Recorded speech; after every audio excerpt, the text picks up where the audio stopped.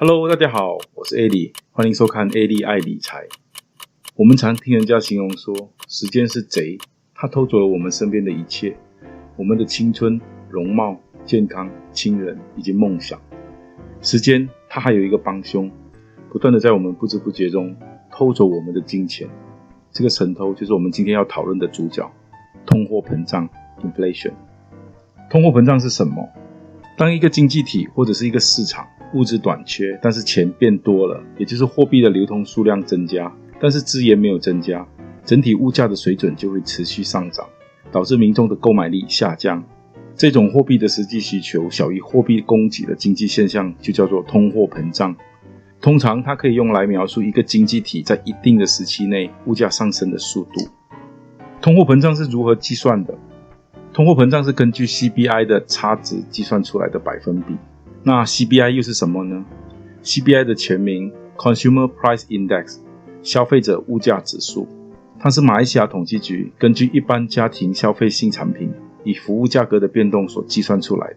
简单举例，拿这个月的 CPI 减掉上个月的 CPI 除以上个月的 CPI， 就可以得到2个月之间的百分比差距。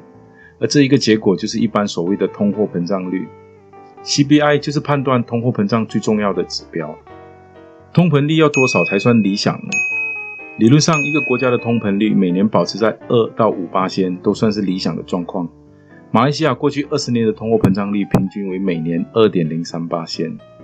如果通货膨胀率低于0，也就是出现负数的时候，这个情况就可以理解成市场进入通货紧缩。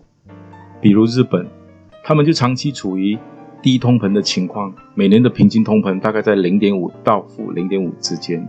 如果通膨率太高，高于 5% 或者以上的时候，整个经济体就会进入高通膨。如果没有控制好，就会形成失控的恶性通膨。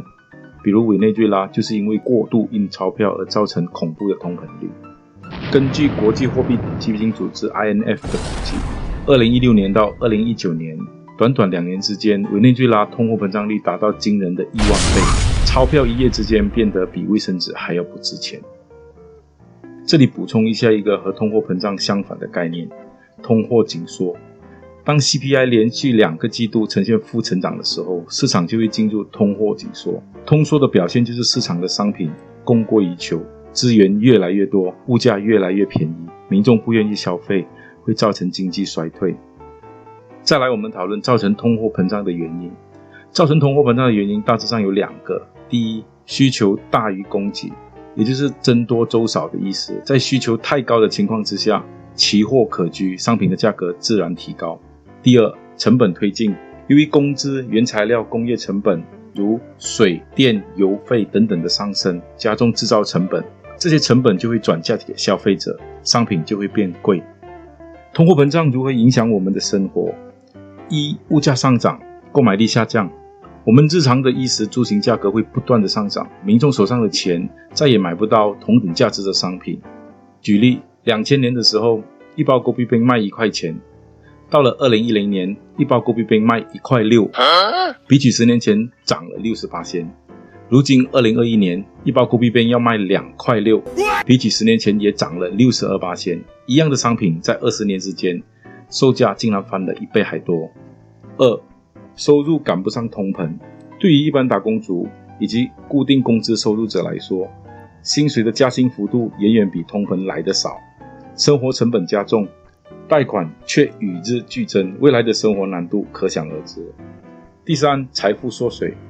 对于一般有储蓄的人来说，除非我们找到一个可以让我们的回报高过通货膨胀的方法，否则银行每年 2% 的利息肯定会让我们辛辛苦苦存下来的血汗钱大幅缩水。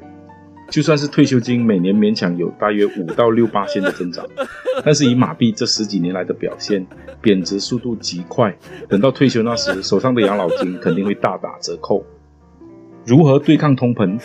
第一，努力工作，只有不断的努力工作，增加收入，才有机会累积足够的金钱来帮助我们赚到更多的金钱。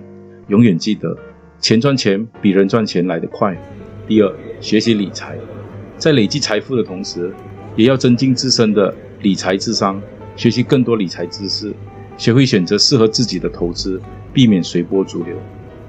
第三，资产配置，有了子弹，有了作战策略，就可以开始进入战场，把我们的资产做最大效益的配置。你可以是买股票、债券、基金，或者是其他房地产，真枪实弹的创造财富。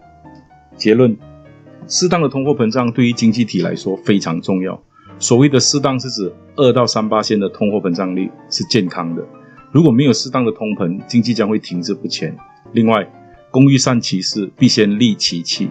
投资工具非常重要，要选好，选对适合自己的投资工具，才能提高创造财富的可能性，对抗通货膨胀这个岁月神偷。好，今天的分享就到这里，希望你们会喜欢，拜拜。